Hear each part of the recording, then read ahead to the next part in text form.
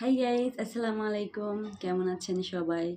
আজকে বাসার সবাই নাকি ভুনা খিচুড়ি খাবে, তাও সবজি দিয়ে। দেখেন, সবজি দিয়ে নাকি ভুনা খিচুড়ি খাবে।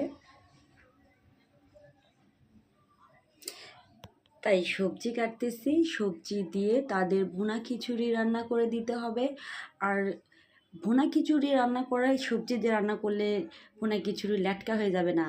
তারা লেটকা খিচুড়ি খাবে না, তাদেরকে নাকি এই সবজি দিয়ে ঝরঝরে টাইপের ভুনা খিচুড়ি রান্না করে দিতে হবে, সবজি ভুনা খিচুড়ি।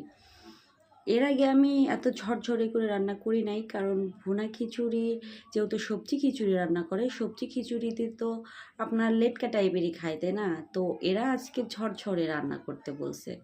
তো দেখি পারে কি না ঝরঝরে করতে, যেহেতু সবজি পানি জাতীয় সব জিনিস আউলেয়ে যাবে, কিন্তু তারপরেও যেহেতু ওরা কইছে, তো আমি দেখি ট্রাই করি পারি কি না, পরে আপনাদের দেখাবো রান্না শেষে যে ঝরঝরে হয়েছে কি না। ঝরঝরে মনে হয় হবে না, তারপরেও ট্রাই করি।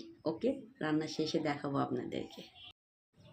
খিচুড়ি রান্না ডান গাইস, কি যে মজা হয়েছে, একদম মাশাআল্লাহ, অনেক টেস্ট হয়েছে,